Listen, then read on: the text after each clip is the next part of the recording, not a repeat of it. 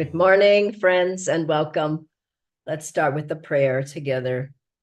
Divine Mother, Heavenly Father, friend, beloved God, great gurus, Jesus Christ, Babaji Krishna, Layadi Mahashaya, Swami Sri Yukteswarji, beloved Master, Paramahansa Yogananda Ji, saints of all religions, we bow at thy feet. Bless our satsang today with thy divine touch in our hearts. We open ourselves to hear thee, to feel thee, to receive thee completely. Om Shanti Shanti. We'll have a song and then an excerpt from a talk by Swami Kriyanandaji. Welcome again, friends.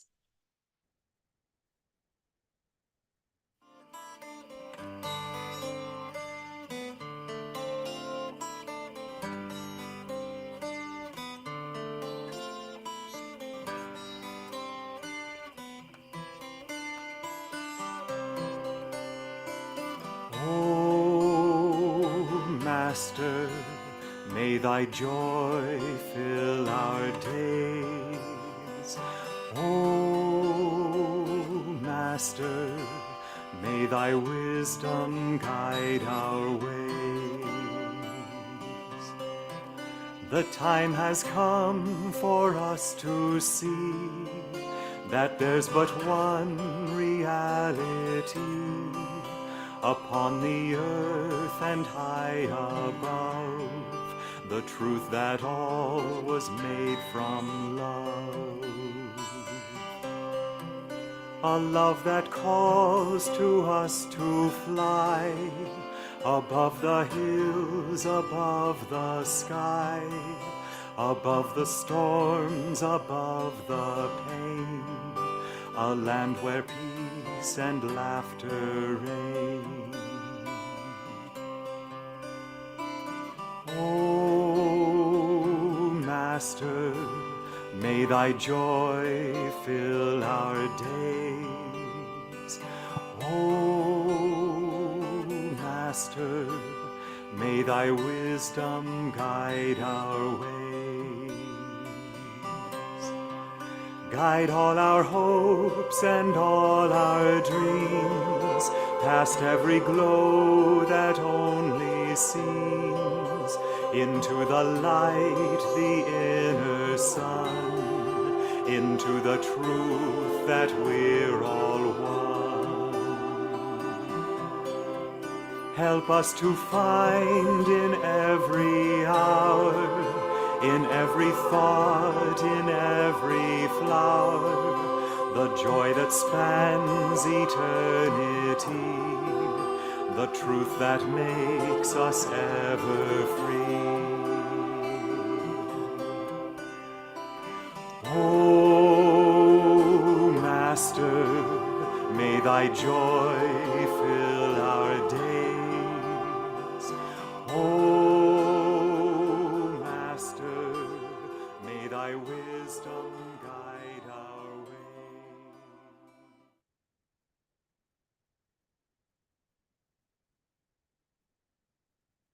way. Praying to God or praying to the masters, why don't you come? Why don't you do this? We're pushing them away even while saying it. I was pushing him away by my negative doubt instead of pulling him to me with faith. Have I made that point at all clear? It's a little subtle. But the thing is, when people pray, they too often are praying in such a way as to emphasize in their own minds their distance from God, to emphasize in their own minds their unworthiness, to emphasize in their minds their sinfulness or their weakness or so on. So that while they're asking him to come, they're still affirming that they're way down here. What we've got to do is attune ourselves to that ray of light so that when we see it, we can ascend on it. And that means to pray for joy with joy. To pray for freedom with freedom. The things that we pray for, as Jesus said, believe that you have them already.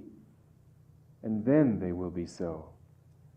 Don't say, I don't have it, I'm worthless, I'm no good, but please can you somehow dispel this darkness? Because they can't do it if we keep creating more darkness. I mean, if they're going to try to clean up the water that we're about to drink in, and as soon as they clean it up, we throw more mud into it and say, please clean it up. And they clean it, we put more mud in and say, please clean it up. They're going to finally just say, well, you better get your thing together first. Then I can help you. Pray to God with faith. Pray believing that it's so already.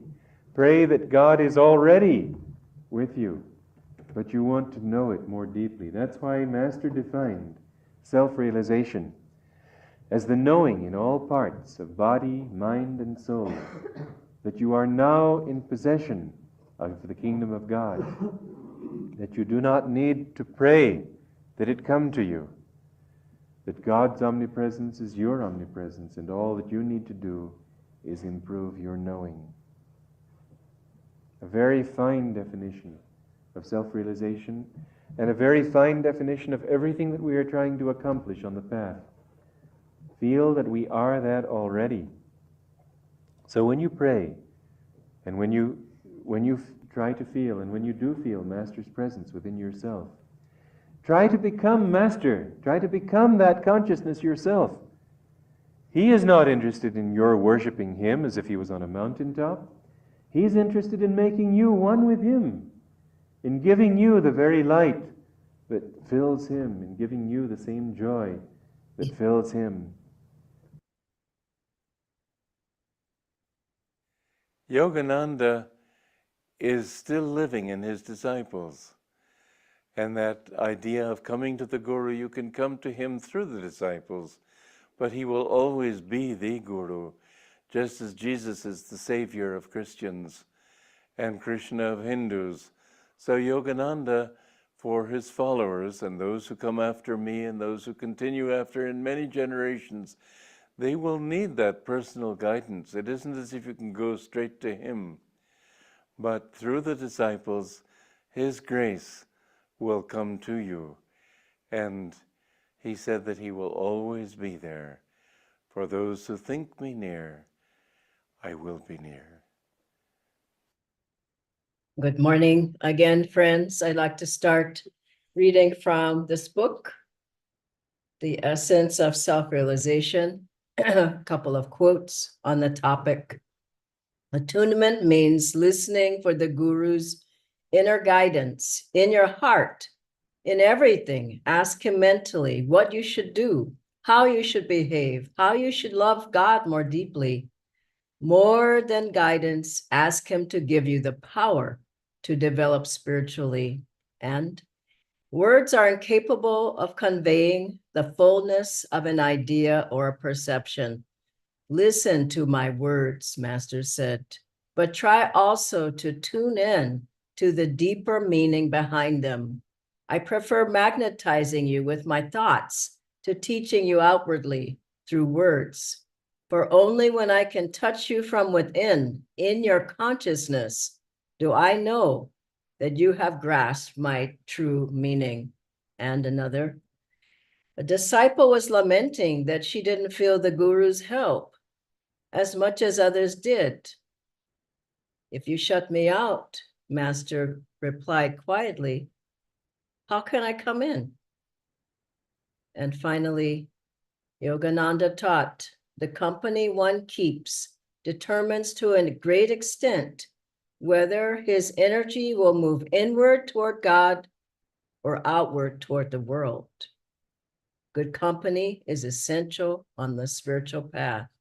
Sir, asked a disciple, what if I'm alone? The Master gazed deeply into his eyes as he replied, am I not always with you? This topic is very important, particularly in discipleship, because yes, the Guru's there. Yes, the Guru's help is there. Yes, his power is there. Yes, his power to change you. Yes, he takes your karma. Yes, to all of it. But where are we? We have to open, door of my heart, open wide, I'm open, not just open. I remember Swamiji said, don't be so open that your brains fall out. And it means your heart is open. You're wanting to receive. You're wanting to be receptive to Master's power and grace. And Swamiji said, I was reading this morning that Master is responsible for our life and he's responsible for our death. And you can say he's responsible for everything in between. He said to Dr. Lewis and others, now I can take charge of your life. But that openness on the disciple has to be there as well. Now, what does it really mean that the Master's near? So some people think, Master said, to those who think me near, I will be near.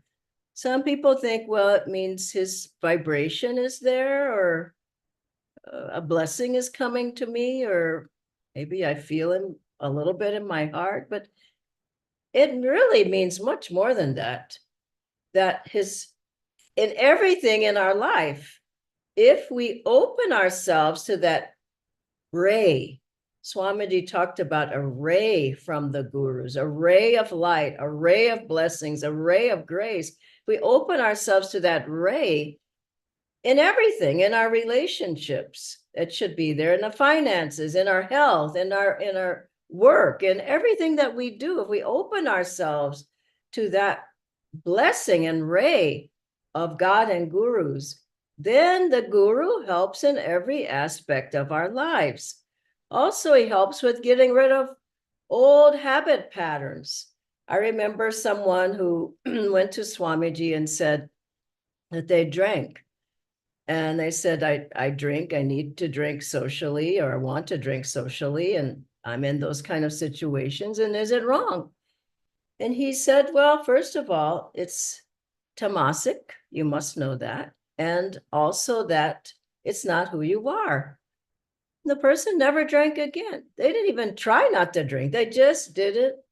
It just fell off because of Master's power that came in. So wrong attitudes start to go away. If you really open yourself, not hiding, not denying, acting like there's nothing happening there that's wrong. There's a lot going on there.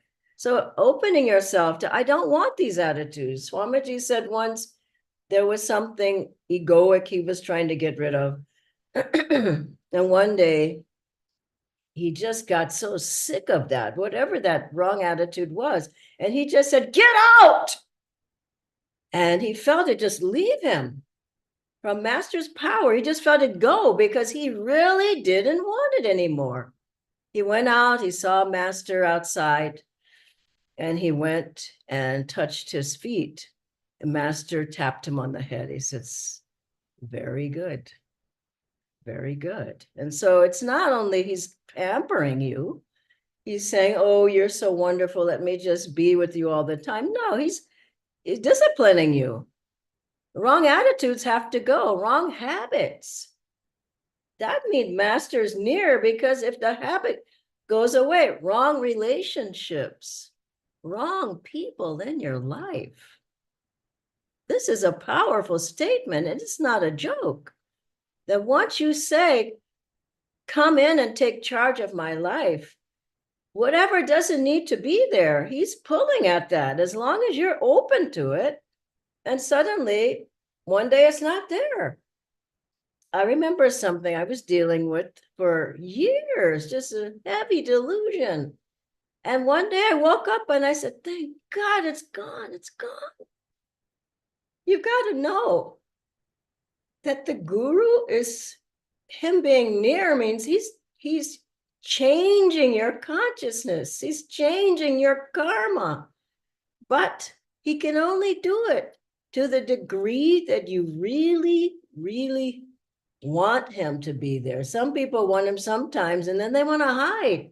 Don't see, I hope he didn't see that. I hope he didn't see that. I hope he didn't see that wrong relationship. I hope he didn't see that wrong habit. I hope he didn't. He sees everything. He said, I know every thought you think, Master said. And he said, I go through your bodies every night, he told the disciples, is in the new path. And he said, And sometimes it's a terrible experience.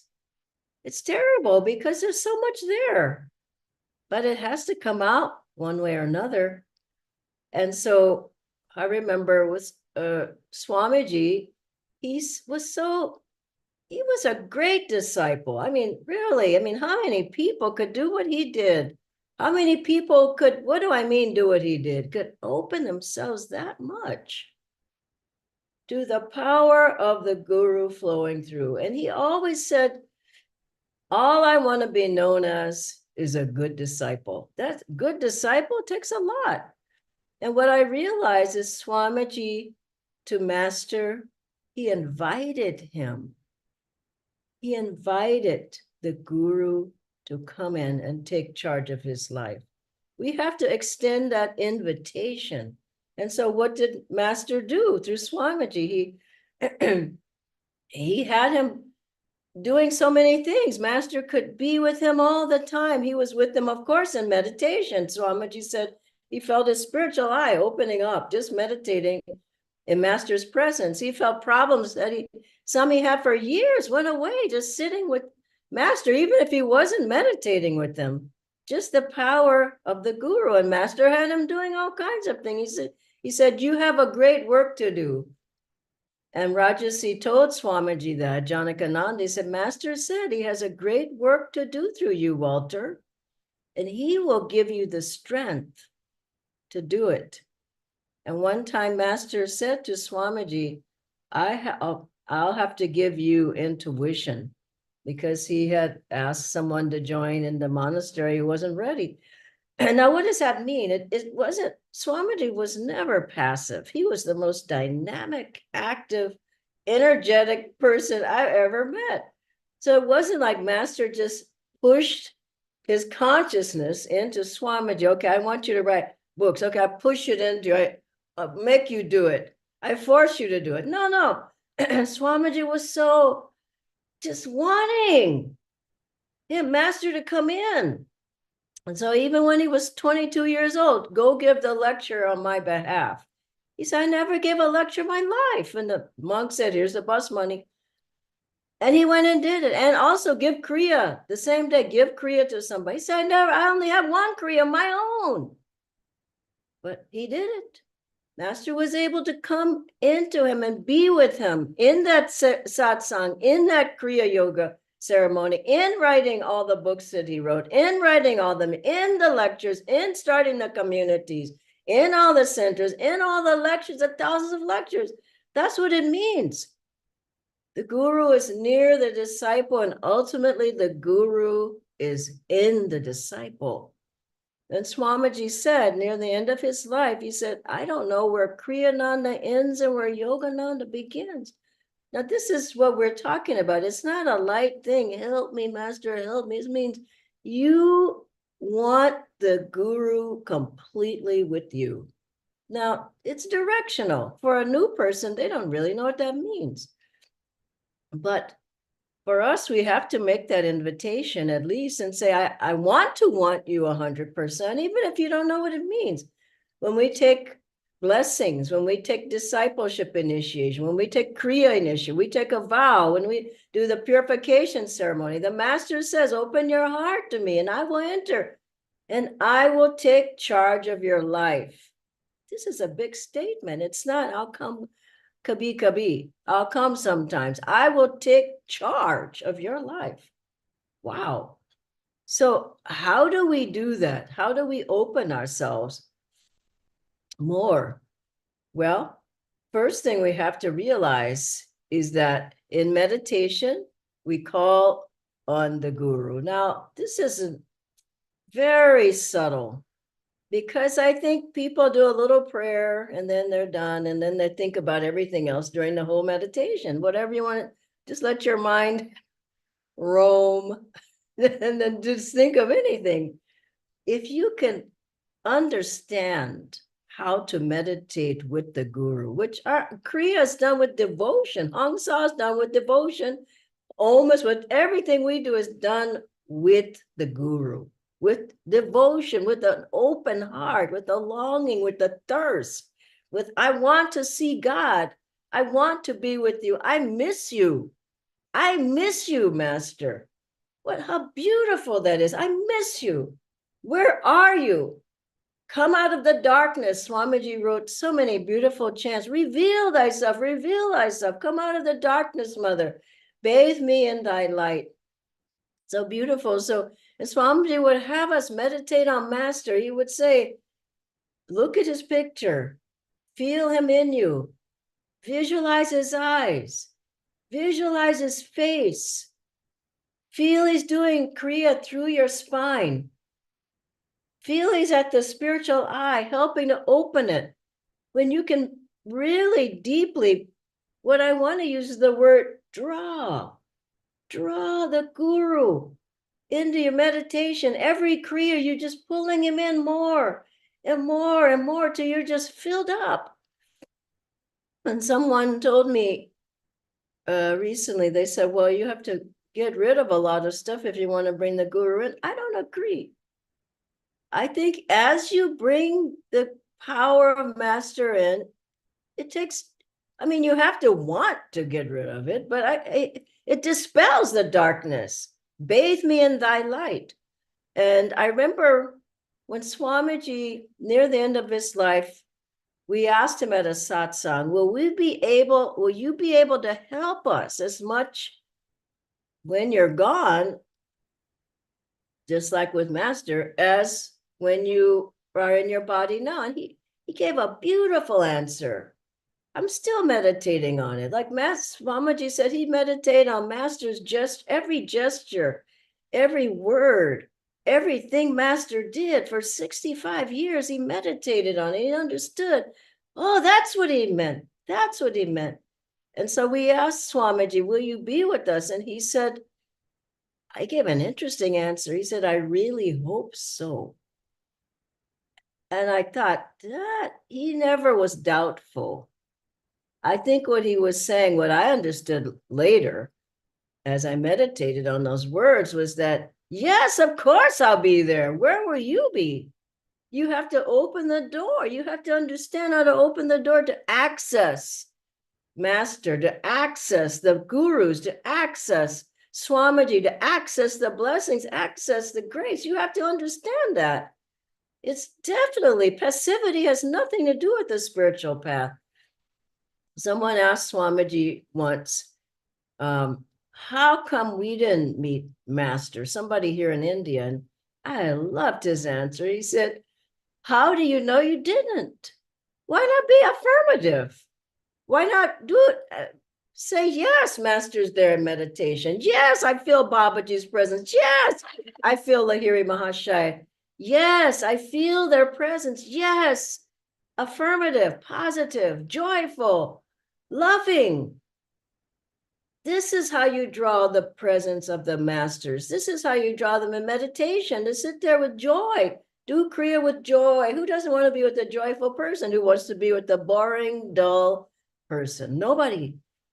And so in meditation, draw, really just with your magnetism. And how do you create the magnetism? Devotion, longing, interest even. If you have no other word, I'm interested. I want to know. I want to grow. I want to see you. I want to be with you. And then secondly, remember there were people who they couldn't maintain that contact with the guru. There was Kwaran, who Master said, I lost sight of you for a few years, a few incarnations, but I won't lose sight of you again. It's in your Quran said, Master, don't lose me again. Now, Swamiji explained that Master didn't lose it, the disciple. It doesn't make any sense. Quran ran off. That's the point. Then he came back, and Master saw his sincerity. Swamiji had gone to do 9 other initiations of Kriya with somebody here in India, and this was after Master had left his body. And he said, as soon as the man said, you have to take Diksha from me, and Swamiji thought, well, it's a disciple of a disciple. Finally, he said yes. And Swamiji said as soon as he took that initiation, it was like a wall came down. He couldn't feel, he couldn't hear Master at all for months until he said, I'm not doing those again. And Master said to some of the one disciple, you will have clear sailing. Rogers was his name. And they all thought, what about me? What about me? And Master said, as it was the group of the monks, he said, you will all have clear sailing if you stay in tune. And how beautiful how Master announced that Rajasi was fully liberated. And he said to some of the disciples, or at some point, he said, Rajasi found God because he learned how to listen. That's a powerful statement. How many people can listen? How many people even want to listen? But if we learn how to really listen to the Guru in meditation, in our seva, directing us, inspiring us, giving us the ideas, it's not your idea, my idea. People hang on, it's mine. Who's given the ideas? They're all universally rooted, Master said. The inspiration, the insights, the solutions, the answers, the ideas are all coming from God. I had a wonderful thought this morning, and then I'll end that I was out energizing outside, and I was looking at the flowers on the balcony, and I just said, wouldn't it be wonderful if flowers could talk? Because I love flowers. And then the answer came right away. They do talk. You just don't hear them. The trees talk to each other. The flowers, all of nature is talking, but we don't hear. If we can, and so our gurus are talking to us. They're guiding us, but we don't hear. And so if we open ourselves more and more, we will hear. Versus like a crack in that door, and then opens more and more and more and more until you just feel so joyful because Master has come in and taken charge of your life. And that doesn't mean from afar. He's come in to the disciple. God bless you all. I'll ask Natendra to come on screen now. Thank you so much, Dhyanaji. We have a few questions. The first one is that I never get any visions of the gurus or the master. So does that mean that he's not near me? Or how do I know that he's near guiding my life and helping me? How many people get visions? And how many people get true visions? Most of them are subconscious, I would say. So I wouldn't wait for a vision to know that Master, to think that Master is with you. You could be waiting. I mean, you could bring yourself back into many incarnations because you want a vision. I would just say, Master, I know you're with me. I'm going to open myself more because I know you're there. And I know you want to help me. You understand? Rather than I need something special. You're not special and you don't need anything special. Just serve the Guru, do the techniques, do the teachings, love God, open yourself more and more. And I don't look for anything anymore. I used to, but I never found it. So why bother? Why waste that kind of time? So if you don't get a vision, that doesn't mean that he's not with you. You know if he's with you. You feel in your heart, you feel in your consciousness, you feel energy, you feel joy, you feel uplifted, you feel magnetic, people come around, you have ideas, finances come better. Maybe he's disciplining you. Maybe he takes away something you don't need. And you're still holding on to it, but he's trying to help you. So I think people know, but they don't want to know, want to act like they know all the time. But I think they know when the guru's helping them and when he's trying to discipline them as well. Thank you, Dhyanaji. Two more questions. How can I draw from master's representatives like acharyas and perhaps those who knew Swamiji? And does master come through them to help us, or should I straight away go to master for help? I think you can try to go straight away, but I've found over the years up to date, I mean, how can you do it by yourself? You have to have people who've been around longer than you, meditated longer than you, served longer than you. Maybe they were with Swamiji, maybe they were trained by Swamiji, maybe they lived for decades with Swamiji. But I love what Jayaji says. He says, when people come, are you coming for support or advice? I don't find many people coming for advice. And so you've got to be, this word I want to use more, sincere.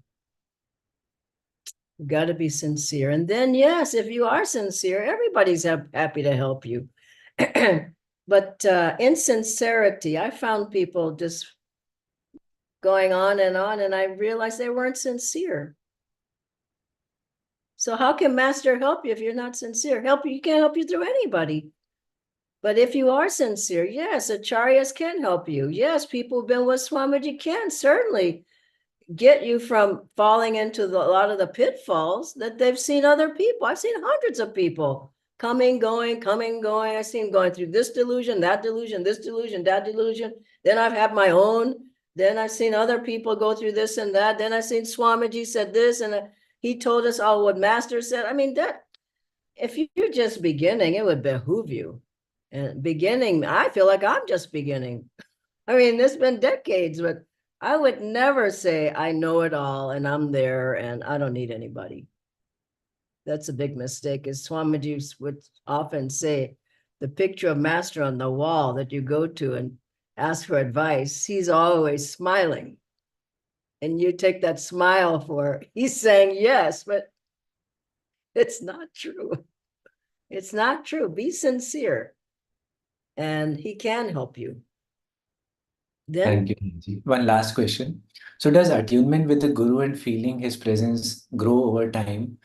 Because I do not feel as much, and maybe others who've been longer in the path may feel much more. And if that's the case, then how can I feel him more now, or will I have to wait many years for him to yeah. be with? Yeah, good question. You can listen to his Master's talks, listen to Swamiji's talks about Master, read Master's lessons, read Swamiji's books, read all the lessons that we have. Come to satsang, serve, listen to the music, chant Master's chants. And so the question is, does it take time? Yeah, anything takes time. If you're learning to sing, if you're learning an instrument, if you're an athlete, if you're writing, everything, if you're in the school, there are grades, there are standards, it takes time. So it's directional. But there was a woman 80 years old. She found God in a few years. Master said, by God's grace, she came here. She came to him at 80. And she found God. So don't think time, age, it's sincerity, deep devotion, and dedication. And if you have those, then Master really, not just Master, we're not just saying just Jai Guru, we're saying the line of gurus. They all are talking to you. They all can help you if you open yourself to them. So start where you are, and little by little, that door will open more and more and more and more. And then you're able to take a step into it, through the door. And then you're able to take another step. Then you take a step. Then you're just so happy when you can breathe the fresh air that's not of this world, the fresh air of grace and blessings of the gurus. It's there. It takes sometimes time, but mainly it takes the right spirit.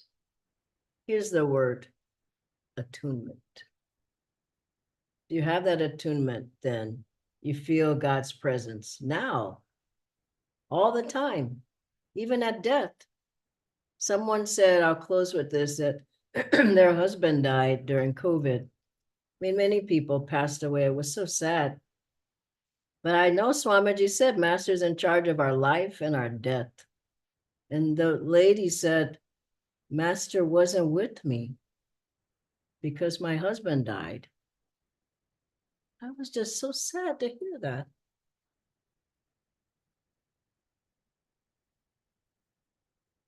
It's just not true.